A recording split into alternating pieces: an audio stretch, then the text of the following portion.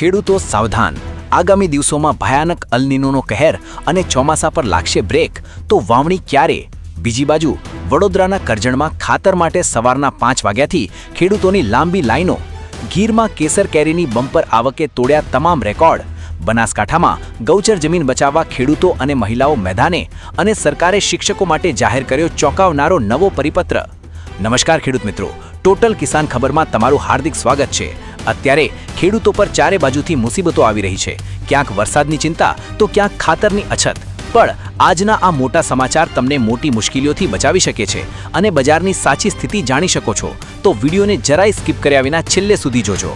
અત્યારે જ વિડીયોને એક લાઇક કરી દો, આપણી ચેનલને ફટાફટ સબસ્ક્રાઇબ કરી લો અને કોમેન્ટમાં તમારા ગામનું નામ ચોક્કસ લખજો, જેથી મને ખબર પડે કે કયા ગામના ખેડૂતો સૌથી વધુ જાગૃત છે.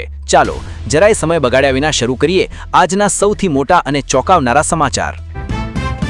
શું તમે પણ ખરીફ પાકની વાવણી માટે આકાશ સામે મીટ માંડીને બેઠા છો? તો આ સમાચાર સાંભળીને તમારા જીવ અદ્ધર થઈ જશે. હવામાન વિભાગ અને દેશના જાણીતા હવામાન નિષ્ણાત અંબાલાલ પટેલે ખેડૂતો માટે અત્યંત ચિંતાજનક ચેતવણી આપી છે. મિત્રો, ચોમાસું હાલ અરબ સાગરમાં છેલ્લા 5 દિવસથી એક જ જગ્યાએ સ્થિર થઈ ગયું છે, જેને કારણે ખેડૂતોના મનમાં મોટી ચિંતા અને અસ્થિરતા વ્યાપી ગઈ છે. હવામાન વિભાગના જણાવ્યા અનુસાર ચોમાસું ગુજરાત તરફ આગળ વધે તેવી હાલ કોઈ સાનુકૂળ સ્થિતિ દેખાતી નથી. સૌથી મોટો ઝટકો એ છે કે આ વર્ષે પેસિફિક મહાસાગરમાં નીનો 3.4 વિસ્તારમાં અલ નીનો સક્રિય થઈ ચૂક્યો છે. આ અલ નીનો સક્રિય થવાના કારણે આખી ચોમાસાની સિઝન ખરાબ રીતે પ્રભાવિત થશે. પશ્ચિમ ભારતમાં એટલે કે આપણા ગુજરાતમાં સામાન્ય કરતાં 94% પણ ઓછો વરસાદ પડવાની આશંકા છે. ભારતીય ચોમાસા પર લાંબી બ્રેક લાગી શકે છે. આ પરિસ્થિતિ તમારા આગામી ખરીફ પાકની વાવણી અને કૃષિ આયોજન માટે અત્યંત જોખમી સાબિત થઈ શકે તેમ છે. માટે વાવણી કરતા પહેલા હવામાનની સ્થિતિ ચોક્કસ જોઈ લેજો. વરસાદની તો ચિંતા છે જ, પણ ખેડૂતો વાવણી પહેલા ખાતર મેળવવા માટે પણ રસ્તા પર ઉતરી આવ્યા છે અને વચેટિયાઓ લૂંટ ચલાવી રહ્યા છે. વડોદરા જિલ્લાના કરજણ તાલુકામાંથી અત્યારે ખેડૂતોની હાલાકીના મોટા સમાચાર આવી રહ્યા છે. ચોમાસાની શરૂઆત પહેલા જ ખાતર મેળવવા માટે ખેડૂતોને ભારે મુશ્કેલીનો સામનો કરવો પડી રહ્યો છે. કરજણ સંઘના ડેપો પર ખાતર ખરીદવા માટે ખેડૂતોની અત્યંત લાંબી લાઈનો જોવા મળી રહી છે. પરિસ્થિતિ એટલી ખરાબ છે કે ખેડૂતો સવારના 5 વાગ્યાથી લાઈનમાં ઊભા રહેવા મજબૂર બન્યા છે. પરંતુ પડ્યા પર પાટું એ છે કે પ્રાઇવેટ ખાતર ડેપોના સંચાલકો દ્વારા યુરિયા ખાતરની ગુણી સાથે અન્ય બિનજરૂરી ખાતરની ગુણીઓ પણ ફરજિયાતપણે પધરાવવામાં આવી રહી છે, એટલે કે ખુલ્લેઆમ ટેગિંગ કરવામાં આવી રહ્યું છે. આના કારણે ખેડૂતોમાં ભારે નારાજગી અને રોષ વ્યાપ્યો છે. સરકારી તંત્ર દ્વારા ખાતરનો પૂરતો જથ્થો સમયસર પૂરો પાડવામાં ન આવતા બરાબર વાવણીના ટાણે જ ખેડૂતો મોટી મુશ્કેલીમાં મુકાયા છે. ચાલો મિત્રો, ચિંતા અને મુશ્કેલીના સમાચાર પછી હવે ખેડૂતોના ખિસ્સા ભરાય અને ચહેરા પર ખુશી લાવે તેવા ધમાકેદાર સમાચાર સાંભળીએ. ગીર સોમનાથ જિલ્લાના પ્રખ્યાત તાલાલા માર્કેટિંગ યાર્ડમાંથી ખેડૂતો માટે ખુશીના સમાચાર આવ્યા છે. આ વર્ષે કેસર કેરીની એવી બમ્પર આવક નોંધાઈ છે જેણે અગાઉના તમામ રેકોર્ડ તોડી નાખ્યા છે. ચાલુ સિઝનના માત્ર 55 દિવસો દરમિયાન જ તાલાલા માર્કેટિંગ યાર્ડમાં આશરે 1.9 લાખ કેરીના બોક્સ થલવાયા છે. તમને જાણીને નવાઈ લાગશે કે આ કેરીઓની કુલ હરાજીનું મૂલ્ય અંદાજે 20 કરોડ રૂપિયા સુધી પહોંચી ગયું છે. હજુ પણ આગામી 10 દિવસ સુધી કેસર કેરીની આ ધૂમ સિઝન ચાલુ રહેવાની પૂરી શક્યતા છે. ગત વર્ષની સરખામણીમાં આ વર્ષે કેરીનો પાક ઘણો સારો અને પુષ્કળ પ્રમાણમાં ઉતર્યો હોવાથી બાગાયતી ખેતી કરતા આપણા ખેડૂત ભાઈઓમાં ભારે ખુશીનો માહોલ છે અને તેમને મોટો આર્થિક ફાયદો થઈ રહ્યો છે. એક બાજુ કેરીના પાકથી ખુશી છે, તો બીજી બાજુ પોતાની જમીન અને પશુધનને બચાવવા માટે ખેડૂતો અને અમને ન્યાય આપવા મહિલાઓ આરપારની લડાઈ લડી રહ્યા છે. અત્યારના મોટા સમાચાર બનાસકાંઠા જિલ્લાના કુંભાસન ગામથી આવી રહ્યા છે. કુંભાસન ગામમાં જેટકો કંપનીના 766 કેવી મોટા સબસ્ટેશનના નિર્માણ માટે ગામની ગૌચર જમીન ફાળવવાનો પ્રસ્તાવ મૂકવામાં આવ્યો છે.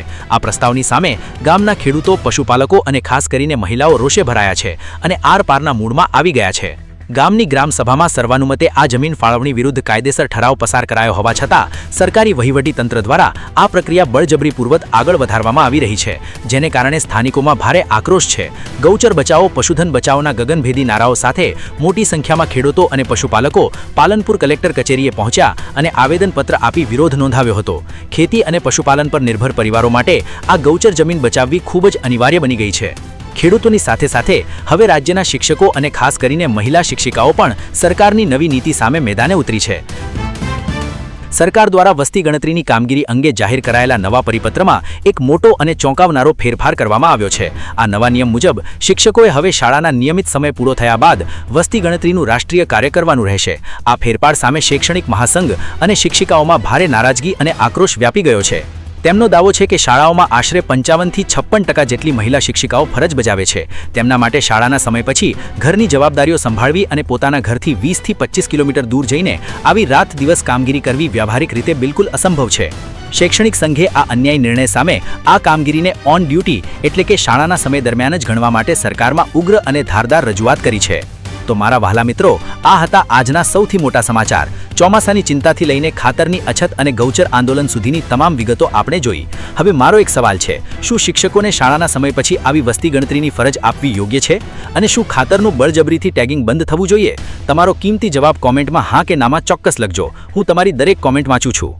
જો તમને આ વિડીયો અને અમારી મહેનત પસંદ આવી હોય તો વિડીયોને એક લાઇક જરૂર કરજો. તમારા વોટ્સએપ ગ્રુપમાં આ વિડીયો ફટાફટ શેર કરજો, જેથી બીજા મિત્રો અને ખેડૂતો પણ આ તમામ સમાચારોથી માહિતગાર થઈ શકે. આવતીકાલે ફરી મળીશું આવા જ સચોટ અને ધમાકેદાર સમાચાર સાથે. ત્યાં સુધી તમારું અને તમારા પરિવારનું ધ્યાન રાખજો. હું છું તમારો મિત્ર, રજા લઉં છું. રામ રામ. જય જવાન, જય કિસાન.